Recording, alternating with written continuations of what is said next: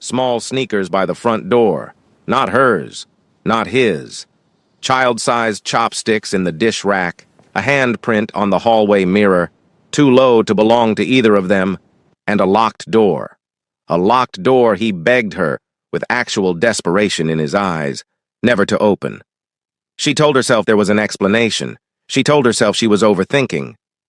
She told herself that the man who held her hand in his sleep and called her mother on her birthday and learned her coffee order after the first date, that man was not hiding something from her. She told herself that for 3 months, right up until the Tuesday afternoon she came home early, right up until she heard a small cough from behind that door, right up until she turned the handle. But before we get to what was behind that door, where are you watching this from right now? Drop your city or country in the comments. And if stories like this one are the reason you keep coming back, make sure you're subscribed, because this channel exists for people who believe the most powerful stories are the ones that feel completely real. Now, back to Linda. What she found on the other side didn't just change her relationship. It changed how she understood love entirely. Because love, she learned, isn't always announced. Sometimes it's hiding behind a locked door, keeping itself small, waiting for someone brave enough to walk in. And the part that will stay with you isn't the secret. It's the one word spoken at the end of it. Linda had a specific way of knowing when something was wrong. Not an instinct exactly, more like a calibration. She had grown up in a Lagos household where nothing was ever said directly, and everything was communicated through the precise angle of her mother's shoulders. The particular silence that followed a question nobody wanted to answer, the way her aunties laughed just a little too loudly when someone's husband walked into the room.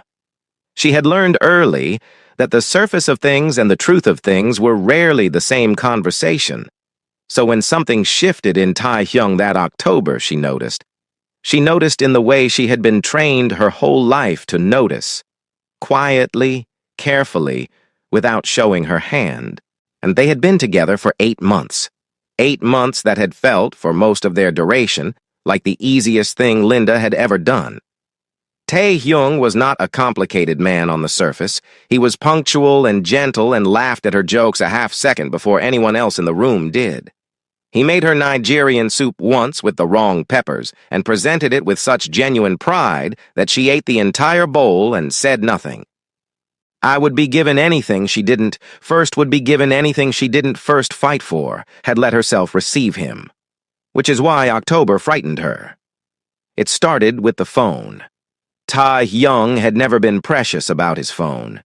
He left it face up on tables, handed it to her to change songs when he was driving. Fell asleep with it on the pillow between them, like an afterthought. Then, one evening in early October, she reached for it to show him a restaurant, and he picked it up first. Faster than was natural. He smiled while he did it. The smile was the tell.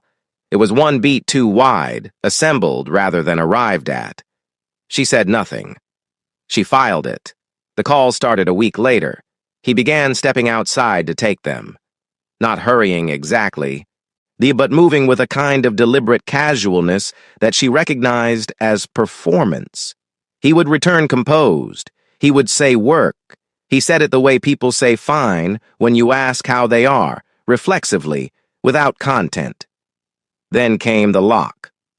One Saturday morning, she reached for the handle of the second bedroom, a room that had always been used loosely for storage for his guitar that he never played, for boxes that had never been fully unpacked, and the handle did not turn.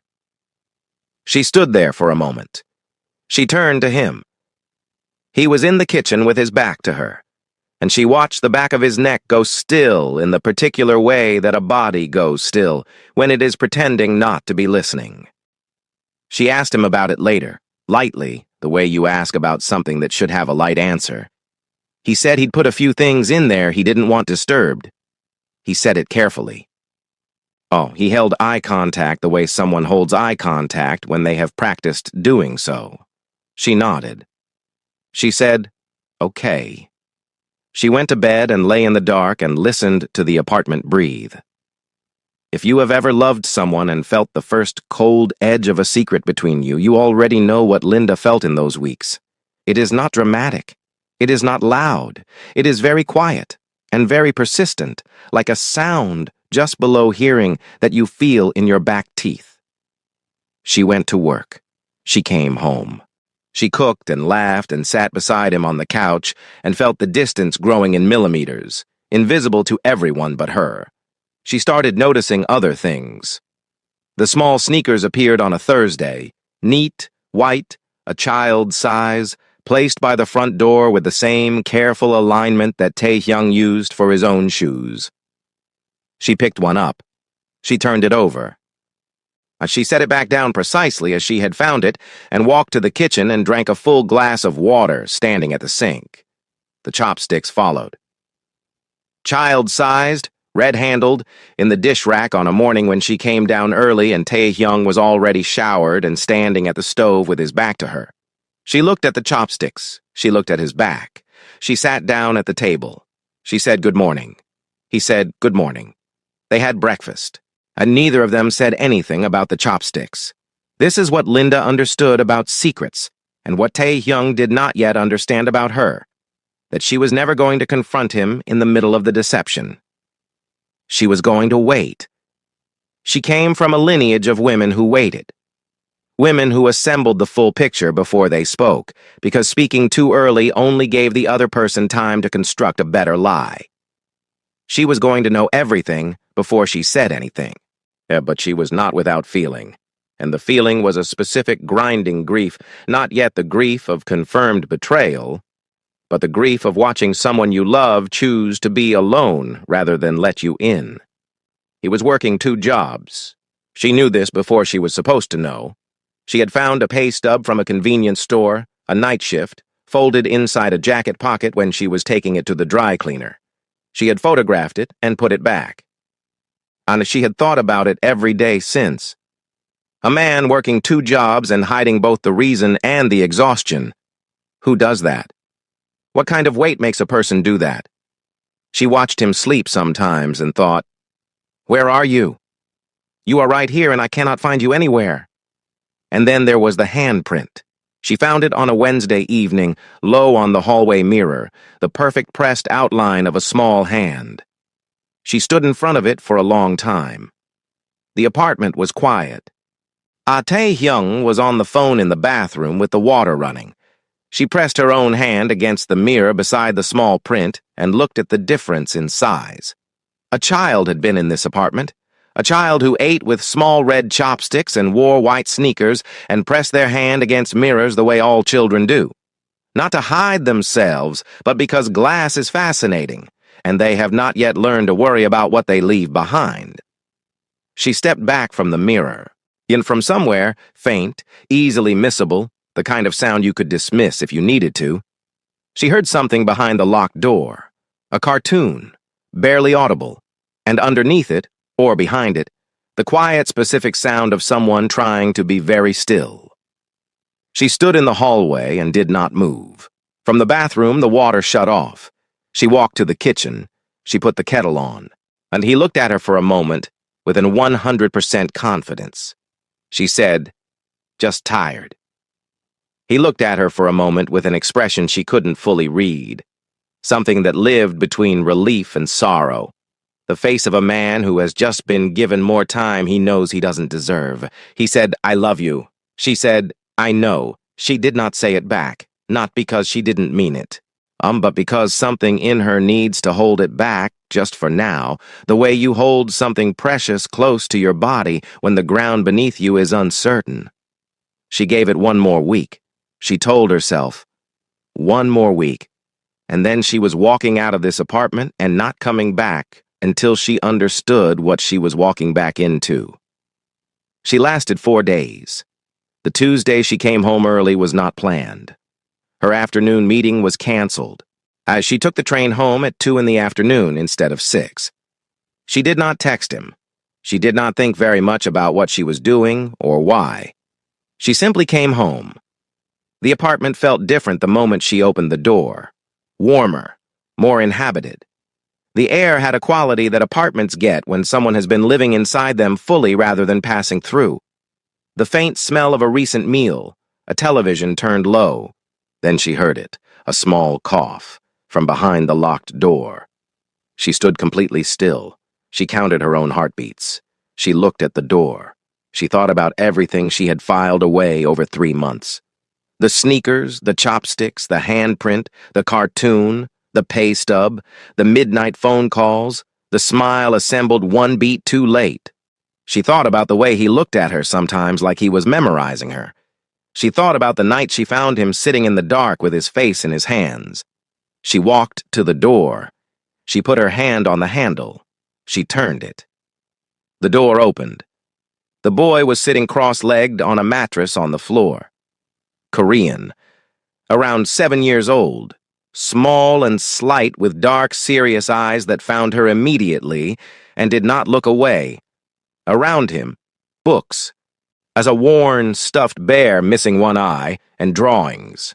Dozens of them, taped carefully to every wall. She looked at the drawings without meaning to. Children at tables, a tall woman in a yellow dress, a man with his arms around a small figure, a house with all its windows lit. She looked at the boy. He looked at her. He did not move. He did not make a sound.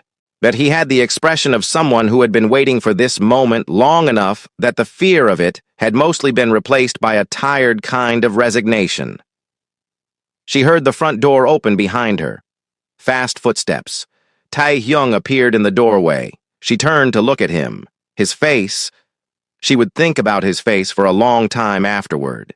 It was not the face of someone caught in a lie. It was the face of someone watching the thing they had been most terrified of finally arrive.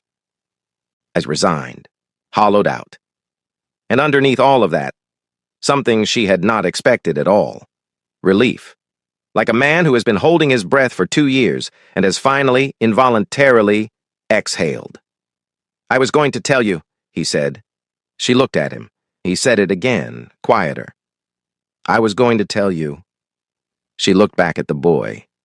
The boy had not moved.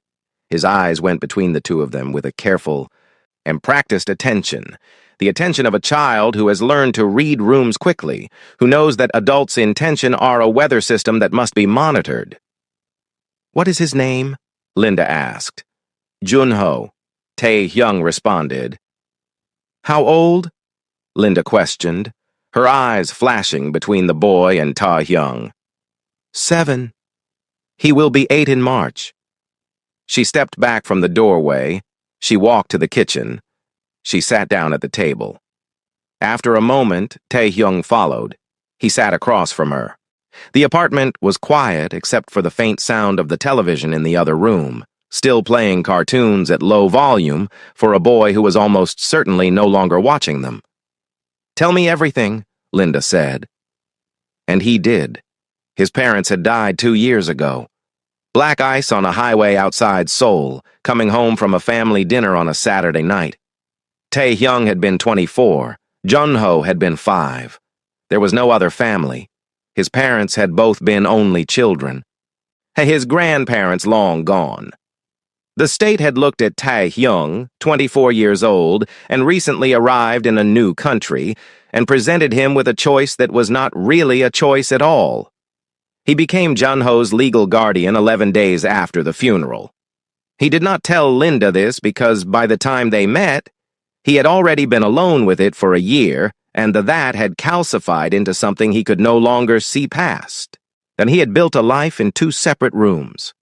The room where he was a man in love with a woman who made everything feel possible, and the room where he was a 26-year-old holding together the broken pieces of a 5-year-old who had not spoken a single word since the night of the accident. He had kept those rooms locked from each other because he did not know what happened if they opened into the same space. He did not know if she would stay. He did not think he would survive finding out that she wouldn't. There was a social worker, he told her. There had been a report 3 months ago. A neighbor had mentioned to someone that she rarely saw the child outside. The state had sent someone to evaluate his living conditions. He had 45 days to demonstrate stability or risk losing guardianship. He was working 2 jobs to cover rent, school fees, a winter coat, a doctor's appointment he'd been putting off because the appointment cost more than he'd told himself he could spend. He had a list on his phone. She had seen it. He knew she had seen it. He had said nothing. She listened to all of this without interrupting.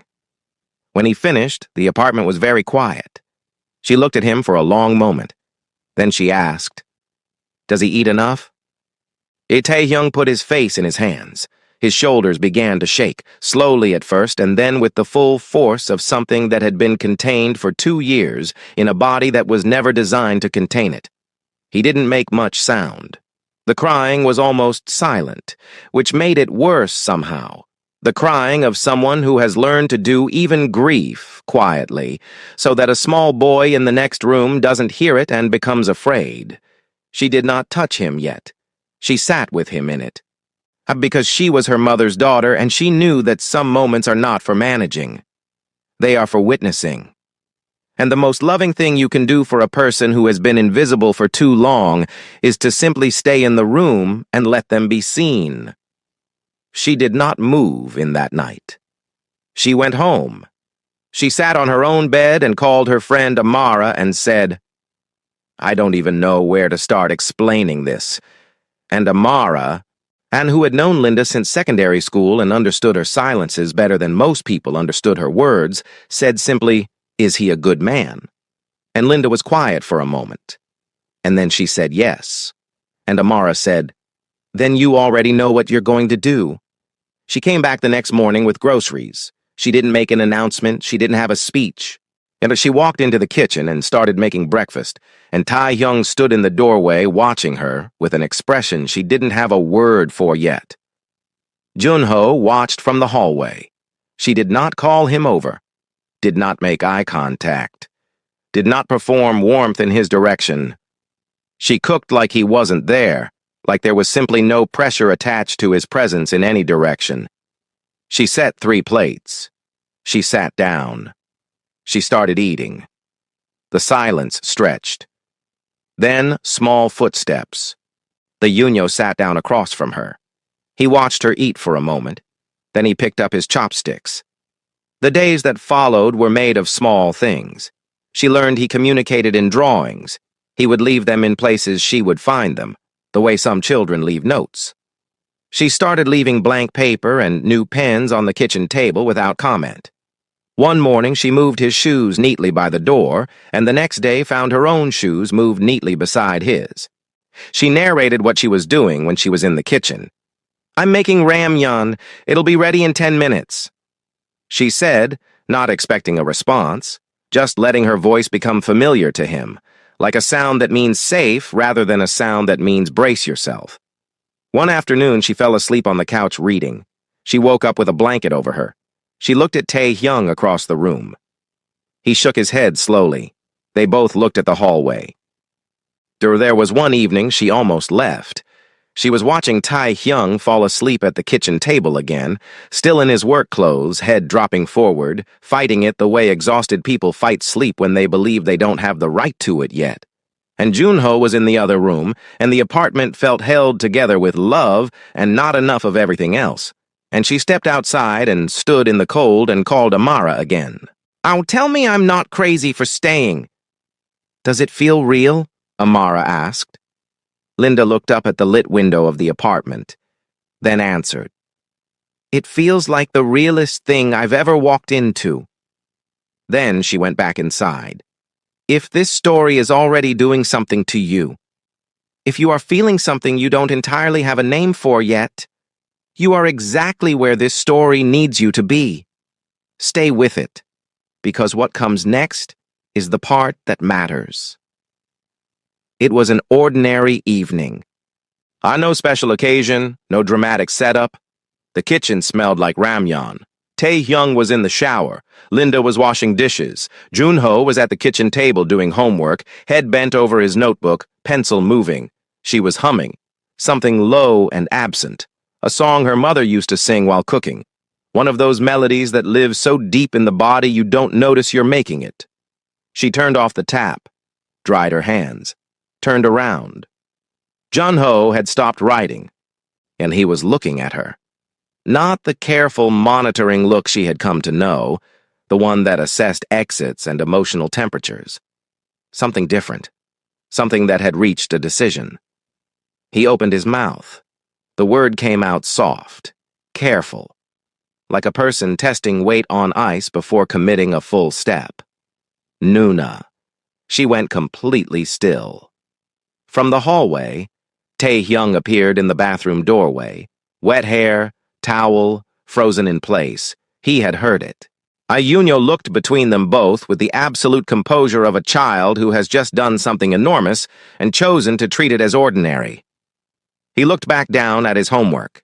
He picked up his pencil.